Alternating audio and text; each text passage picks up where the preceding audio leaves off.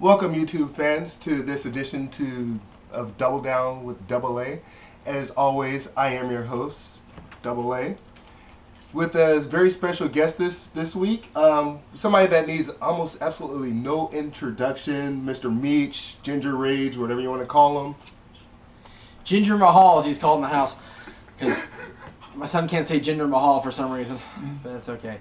I am Jeff Meacham, and I have been invited here for a very cool top 10 that you presented to us. And since Jade's kind of giving a whole top 10 all-time concept, I figured I'd jump in the Double Down with Double A Kool-Aid here and see what we can come up with. Okay, this is our top 10 promo guys in wrestling history. You know, mic workers, you know. Yeah, mic workers. Yeah, exactly. I have a few honorable mentions on here. Not all of them are wrestlers. Some of them are managers. Because guess what? That's what they got paid to do. When a wrestler couldn't talk for shit, you know, they got the people. You know, they got their manager to go out there and sell the tickets for them. Bring them in. That's right. I'm gonna catch some heat on this one. I mean, love them or hate them, they're all on there for a reason. Number 10 on my list is the Ultimate Warrior. Yes, none of his promos meant shit, Or made sense. Made sense, By the end of the day, all your little warriors out there turn into Hulkamaniacs and all that. But at the end of the day, they didn't make any fucking sense, but it's epic. For some reason, it's like, okay, I have to watch next week because he's talking crazy again. Now, let me ask you, is Jimmy Snuck on your list in that same tone? No. Okay, because Jimmy Snuck's promos made no sense. He went out there and talked to Blue Streak. You know what the fuck he said when he was done. I tell you, brother, I'm going to come out there tonight, and I don't know what the fuck I'm saying, man, but this Superfly is gonna fly. But for some reason, Warrior's craziness fit his gimmick. He was a crazy nutcase. As it turns out, he really is insane. Number 9 I have on my list. Love him or hate him, the cerebral assassin himself, Triple H. Main reason is, I mean, all these people I got, they know how to work the fans right into their hands. Where they play a heel, whether they play a face, they know how to draw the fans to, keep them entertained. Hunter's definitely a master at that. Oh, yeah. Number 8, Stone Cold Steve Austin, the Texas Rattlesnake. I got him on there, main reason only. Years after he retired, people still do his chant. Yes. What? You still hear it. He's not on the fucking show anymore. You hear it on other shows as well sometimes. Number 7, the Weasel, Bobby the Brain Heenan. Love him or hate him, he had a way to get people to want to go buy a ticket to see whoever's representing the Heenan family get their asses kicked, Yeah. Or watch the Weasel himself get his ass kicked or stuffed in a weasel suit at the end of the day. Yep, absolutely. Number 6, the Mouth of the South, Jimmy Hart. Wouldn't think of Jimmy as a... Because Jimmy seems more like a squealer than he is a promo guy. He's very, very, very quick, and not maybe in the early Memphis days, but not so much the Mouth of the South that we knew in the WWF and WCW. More so, but again, it's so he had a way to play the fans right into his hands. Whether he wanted people to love him or hate him, he had a way to do it. Number 5, especially when he was doing a shoot interview, James E. Cornette. Ah, yes. Oh my God! When WWF was, had to give him his own little stick, every now and then called Cornette's Corner, where he'd just come out there and just rip on everything that's what's wrong with wrestling today. Yep. He had people just applauding. I mean, he's supposed to be a heel. He had people applauding. You had the commentators like, "Amen, James E. Cornette," for saying that, Except Vince didn't like him very much. Yeah, because he was most of the times he's shooting on Vince. Yeah. Number 4, don't shoot me, YouTube fans. John Cena. He he has a way to work the crowd right into right into his hands. At the end of the day, people are going to say, you know what, I'm going to watch Raw next week, just based off of what he just said. After this last week's Raw, absolutely. Yeah. Next, I got Y2J. There you go. I like. All hail the Ayatollah of rock and roller. Babyface, heel, tweener, no matter who he is, at the end of the day, he knew how to sell tickets. He knew how to get people to tune in on Raw. He knew how to get the pay-per-view buy rate up. Hell, when he made his return earlier this year, he played the crowd right into his hands without having to say a gosh darn word. For what, a month? Almost.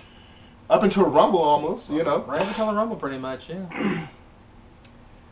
Number 2, CM Punk. You know. He's more of a recent addition to my list, but he's not on my list for the record, but he's definitely honorable mention on my list. Yeah, I got CM Punk on there because, like I said, love him or hate him, he knows how to work the crowd into his hands. I didn't really like the Savior CM Punk, I'm better than you stick that he was doing, but he knew how to get the fans to hate him. He knows how to get the fans to love him. At the end of the day, everybody wanted to see last year's Money in the Bank. Money in the Bank, based off that pipe bomb they dropped in Las Vegas, which you were present for. Number 1, I know I'm gonna catch some heat off of you for this one. For me, okay. Yeah, The Rock.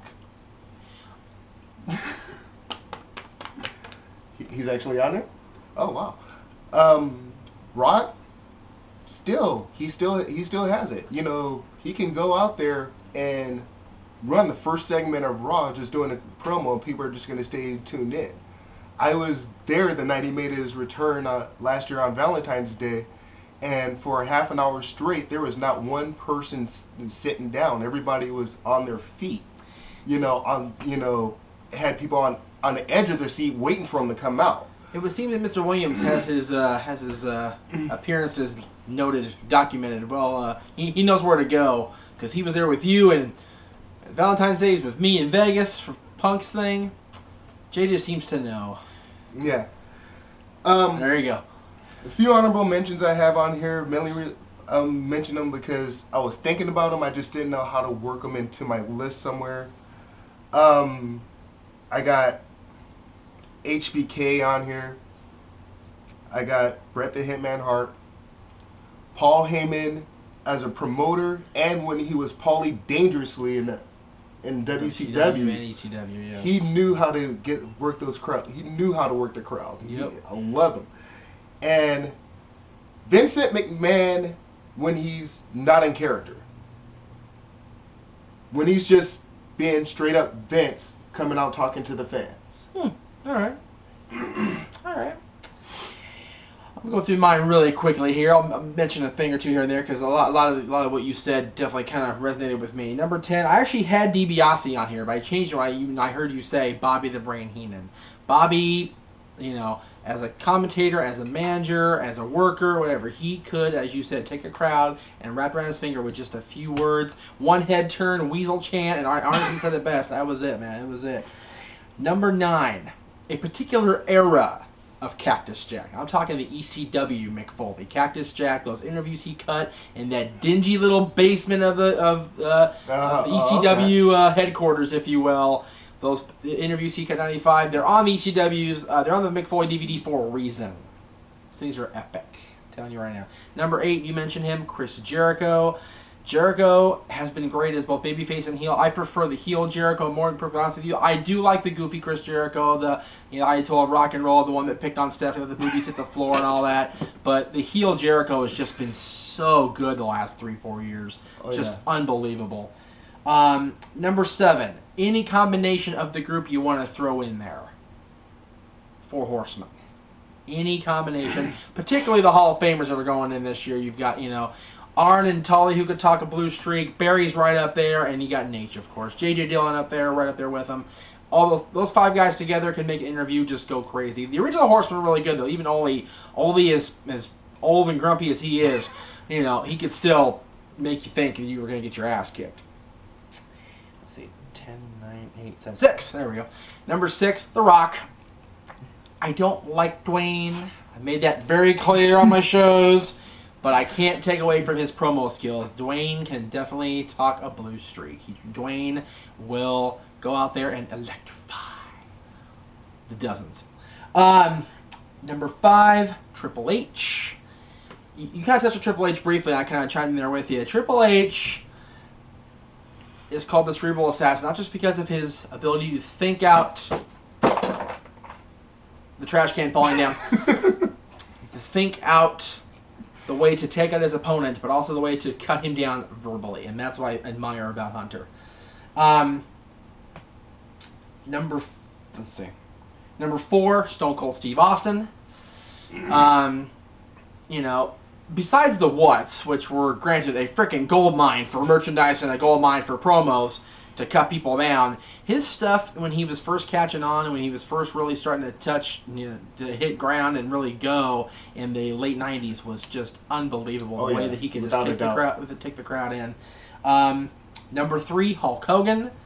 Hollywood Hogan, either incarnation. You know, Hollywood Hogan could make a crowd just, you know, want to make him throw trash at you with the snap of a finger pretty much.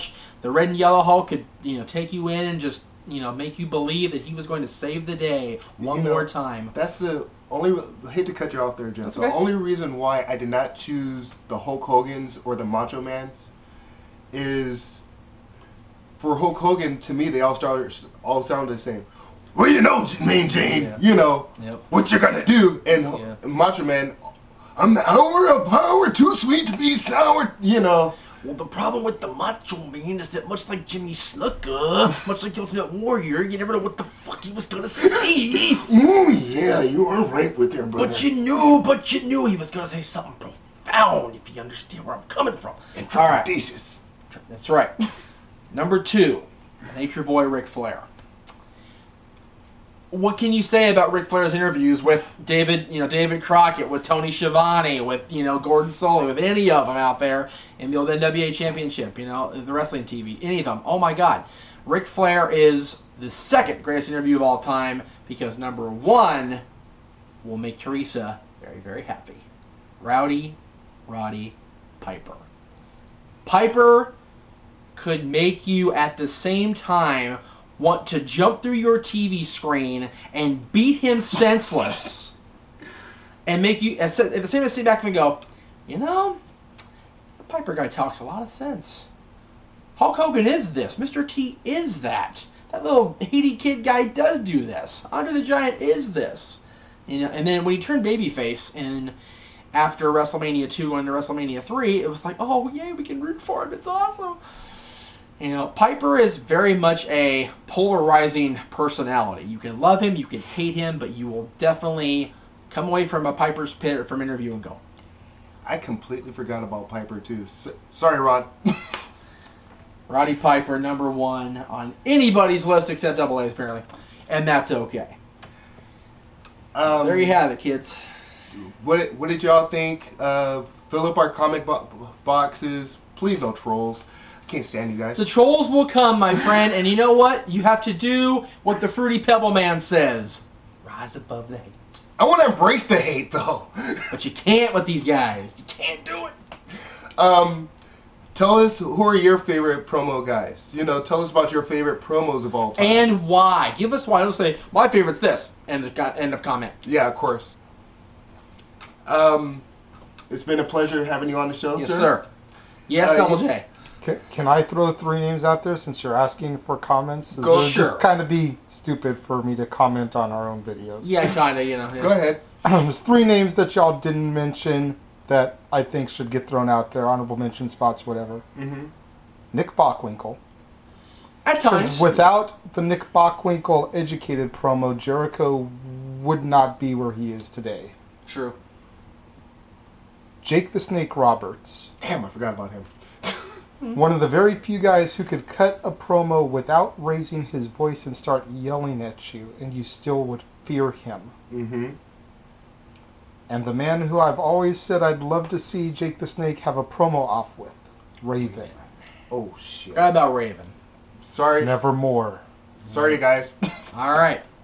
Well, Jay's got his, Aaron's got his, I've got mine. Who are yours? Yeah. Feel free to leave your questions and comments and all that.